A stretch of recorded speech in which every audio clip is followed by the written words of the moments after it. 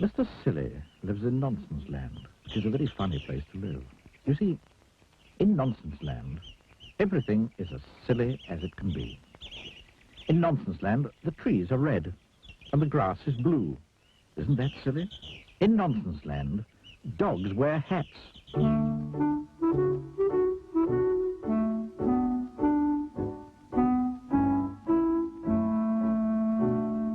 And you know how birds fly in Nonsenseland? No, they don't fly forward. Really is a very silly place indeed. Which, of course, is why Mr. Silly lives there. Mr. Silly, in fact, lives in quite the silliest-looking house you've ever seen in your whole life. Have you ever seen a sillier-looking house than this?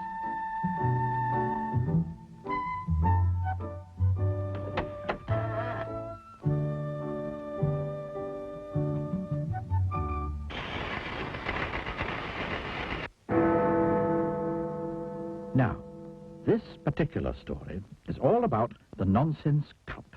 You see, in Nonsenseland each year they hold a competition, and the cup is awarded to whoever has the silliest idea of the year. Mr. Silly had never won the cup, but each night, lying in his bed, he dreamed about winning it.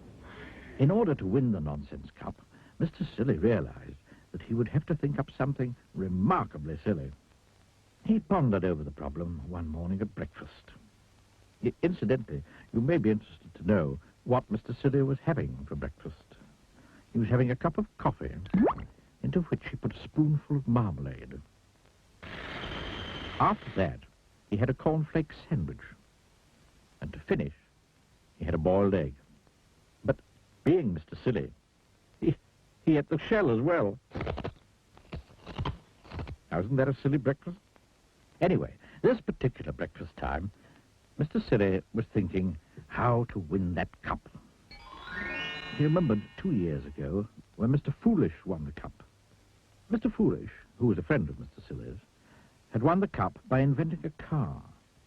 It was quite a normal car, apart from one thing.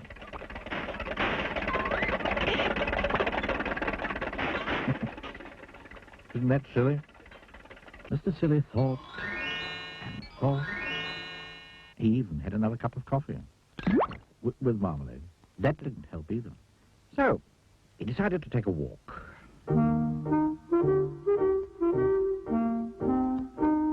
On his walk, Mr. Silly met a chicken wearing Wellington boots and carrying an umbrella. Wouldn't it be silly if you didn't wear Wellington boots and carry an umbrella, he said to the chicken. Meow, said the chicken. Because animals in Nonsenseland don't make the same noises as they do in your country. It was in the middle of Mr. Silly's walk that he had his idea. It was a beautifully silly idea. Quite the silliest idea he'd ever had. He hurried into town and bought himself a pot of paint and a paintbrush. Huge crowd assembled in the city square to see who was going to win the cup.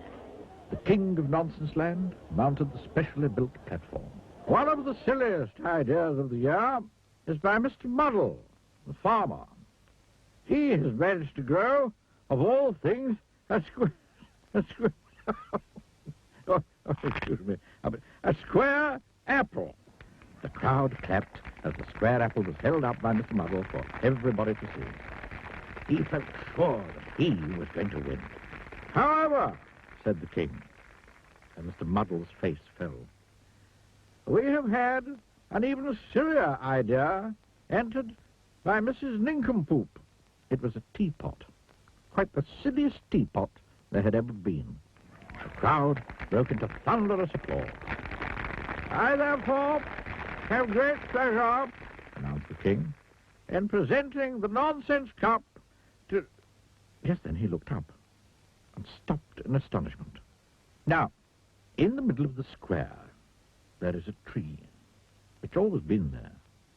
And it was at this tree that the king was looking in astonishment.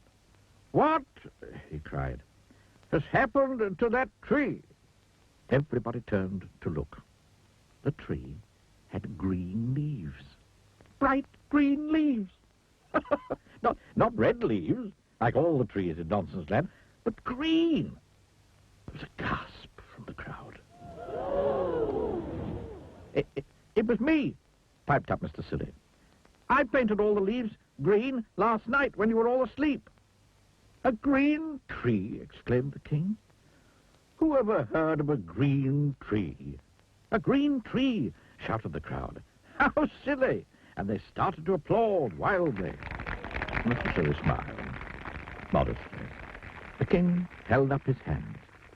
I think, he said, that this is the silliest idea I have ever heard of. And therefore, I award the nonsense cup to Mr. What did you say his name was? To Mr. Silly. The crowd cheered and cheered. Mr. Silly went quick with pride. And a bird, perched high up in the branches of the silly green tree, looked down. Woof, it said, and flew off, backwards.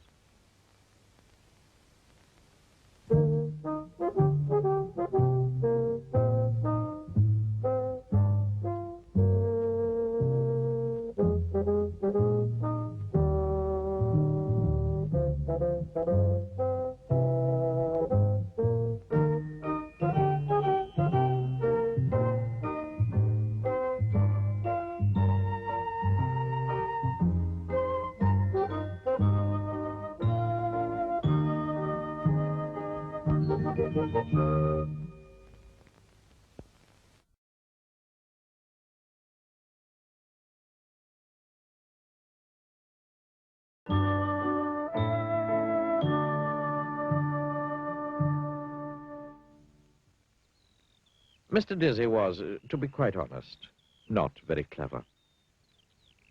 If you were to ask Mr. Dizzy what was the opposite of black, he'd say, the opposite of black is, pink. He lived in a house on a hill, which he'd built himself. A not very clever house. One of Mr. Dizzy's problems was that he lived in a country where everybody else was terribly clever. Cleverland. Even the birds were clever in Cleverland. Everything and everybody in Cleverland was clever. You'll never see a worm reading a book anywhere else but Cleverland. Poor Mr. Dizzy. Everything around him was so clever that it made his head spin. One morning, Mr. Dizzy was out for a walk and he met a pig. What's big and has big ears and a trunk? Said the clever pig to Mr. Dizzy. A mouse, said Mr. Dizzy. The pig laughed sarcastically at Mr. Dizzy and went off, shaking his head. Then Mr. Dizzy met an elephant, a clever elephant. What's small and furry and likes cheese? The elephant asked cleverly. A pig, replied Mr. Dizzy. The clever elephant laughed down his trunk. Pig, a pig, you silly man. And off he went. Poor Mr. Dizzy. Mr. Dizzy decided he didn't want to talk to anybody else that day, so he went for a walk in the wood where he knew that he wouldn't meet anybody. He felt very miserable about not being clever. And as he walked along, a tear trickled down his cheek. Poor Mr. Dizzy. Then, in the middle of the wood, he came across a well. Little did Mr. Dizzy know that it was a wishing well. The day was warm, and so he decided to take a drink of water from the well. Mr. Dizzy drank deeply, but he was still unhappy. Oh, I do wish I could be clever, he sighed. Little did Mr. Dizzy know that whoever drinks deeply from the water at the wishing well, his wish will come true. And Mr. Dizzy had wished that he could be clever, and his wish had come true. He was clever, but he didn't know it.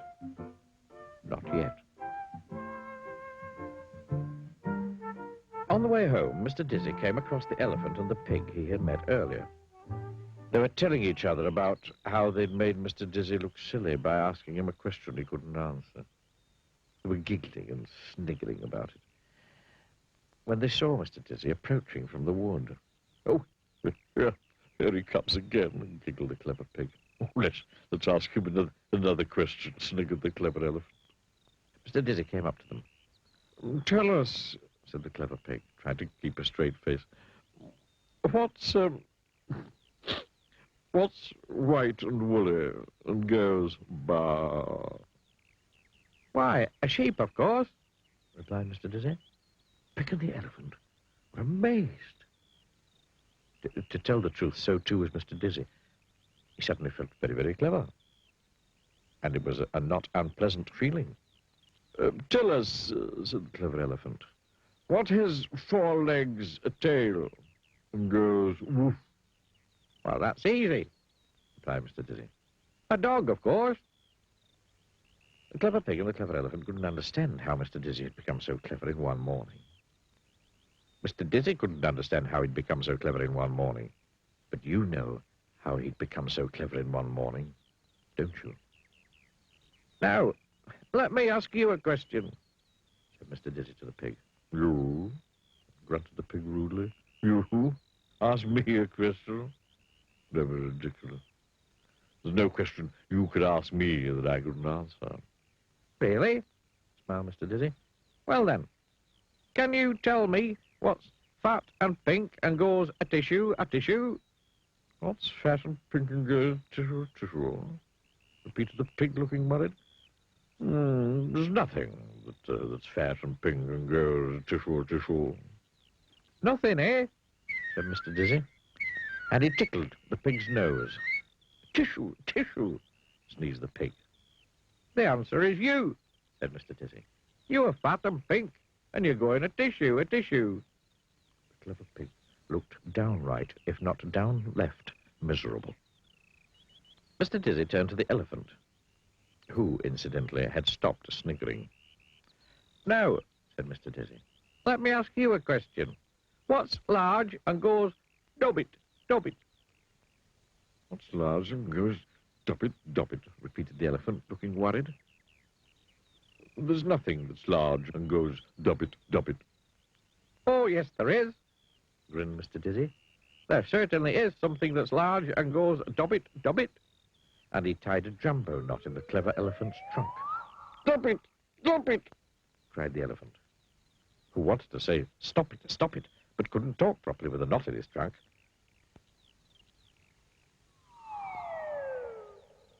Mr. Dizzy grinned and went home. Hee.